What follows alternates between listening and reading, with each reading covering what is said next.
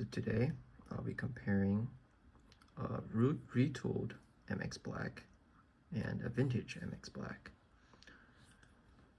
And there are several, including visual differences and sound smoothness.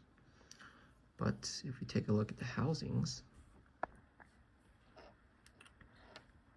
see, this is the new Cherry logo. It's bold and it's more defined. And then here's the old one.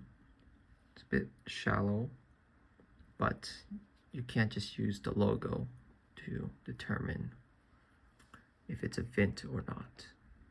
What you have to do is look at the latches. See that this one is rounded, this one is square. All retools and pre-tools have a rounded latch. And you can see that there's more grain. This one's a lot smoother. This one, you can see the grain. And besides that, you can't really tell a difference from the front. I guess you can look at the stem. See, there's this notch up here, but I've seen vints with notches. Now, moving on to the internals. So the biggest difference would be the stem. So starting off with the side, see over here, there's this, I don't know what to call it. This is a vint, this is the pre-tool. And you can see this bevel here.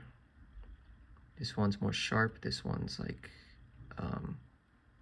sloped. I don't know what to call this. Oh, I just forgot. And then looking from the front, yeah, you can see this bevel.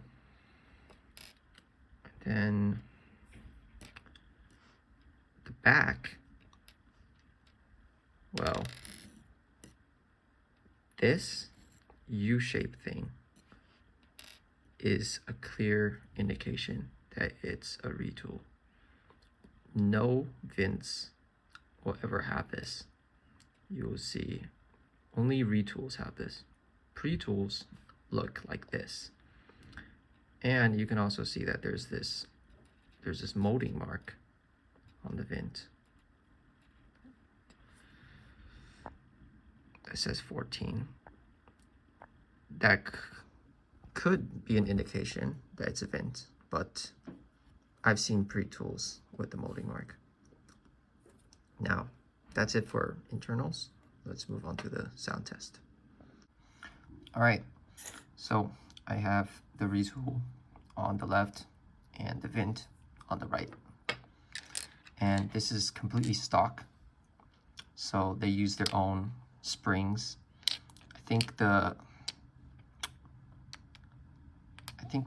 vints have a 70-gram spring, and then the retools have an 80-gram, but I don't know.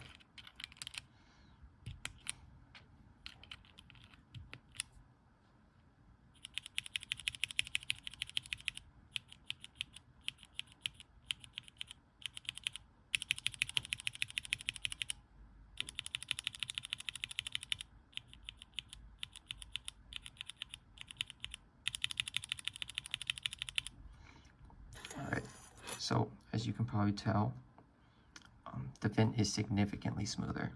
It feels smoother too. It's a lot more consistent on the down press, while the Hyperglide, you can have some presses feel very thin and high pitched, like, yeah, like that, if you press on the top, while the vint,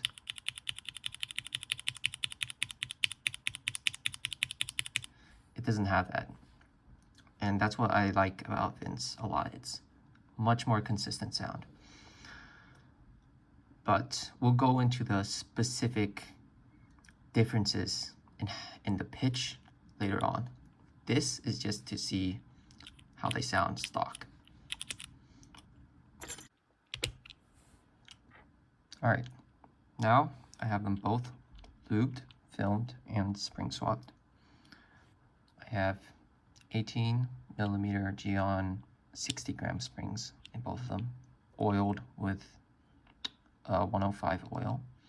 And then I have Desky films, and I did a light coat of 205 grade 0 on just the stem, avoiding the bottom out point by cleaning it with a Q-tip. Now first, I'll do a sound test of the Hyperglide, and then I will immediately switch to the Vint.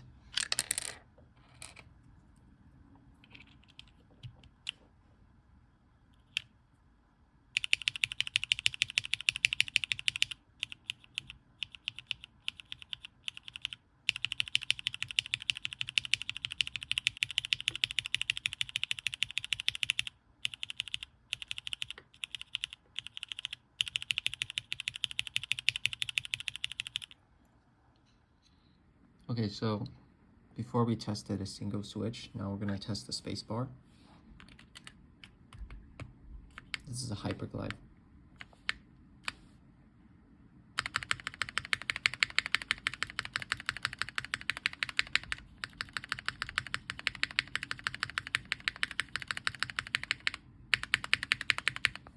Vint.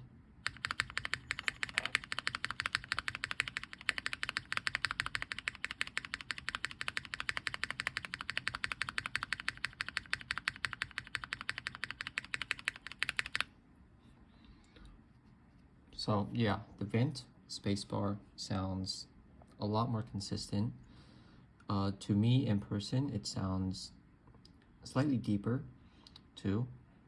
I find that a Hyperglide, a spacebar, also tends to be very high pitched in some boards. Like for this one, this is a unicorn. It's not as noticeable to me compared to on my mode tempo. On my mode tempo, the Hyperglide is just very loud, high pitched. I actually prefer that over the Vint because the Vint is somewhat quiet, but it's a lot more consistent. And in general, I hear less unwanted noise from a Vint for some reason. Maybe that has to do with like stem control or like the leaf or something. But with Hyperglides, there's like some unwanted noise that pops up. Okay, so thoughts on sound? Very similar. They are nearly identical, and if you just want the MX Black sound, I wouldn't say the vintage is authentic. They're both MX Blacks. They sound like MX Blacks, but there are some differences. Like you could tell that the Vint was way more consistent on the bottom out. Like when I was just pressing that Vint, it just made that same exact sound.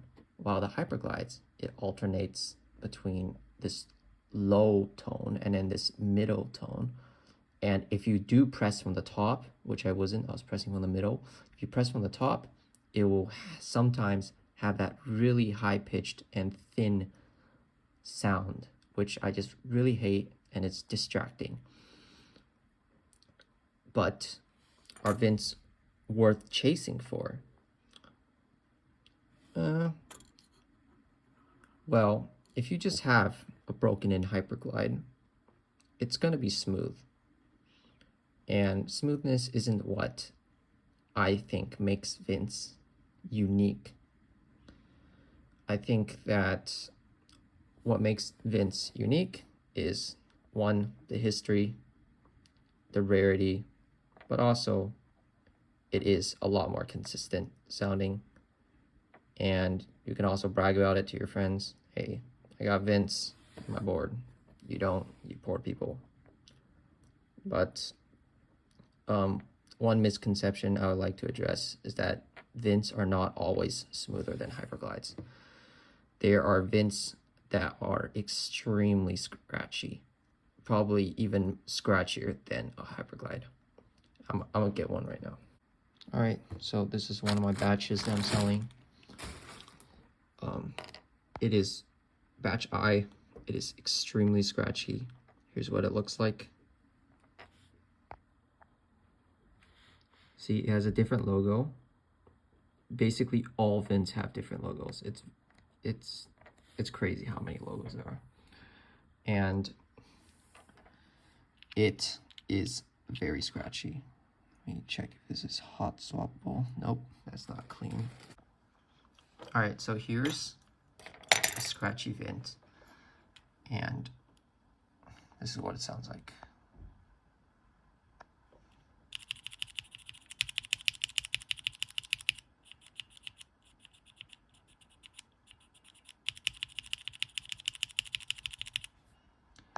Okay, so it doesn't have that same kind of scratch that a Hyperglide does. It's a lot more velvety, I would say. It's like if you have a very high grit sandpaper compared to very low grit sandpaper. And a downside of the scratchy vints is that there's a lot of resistance due to that scratch. There's some binding, like if I press from the side, you see there is some binding there. And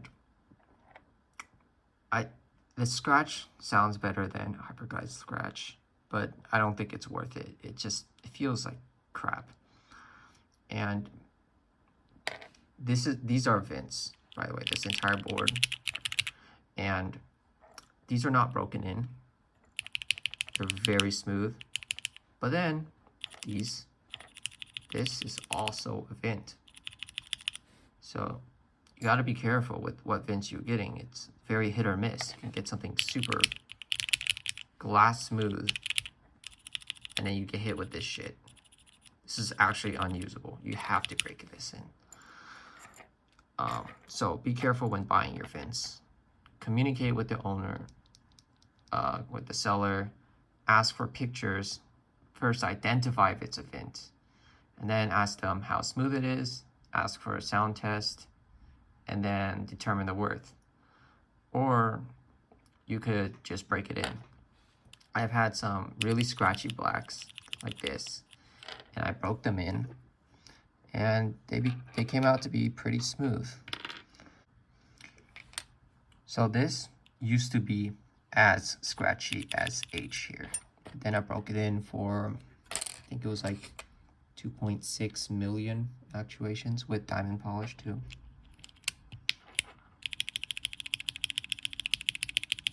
Smooth, very smooth.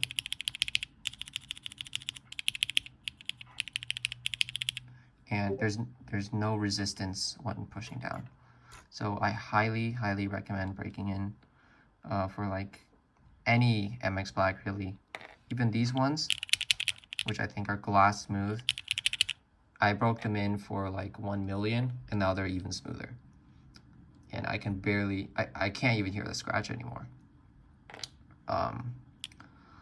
So yeah, those are differences between Hyperglides and vints.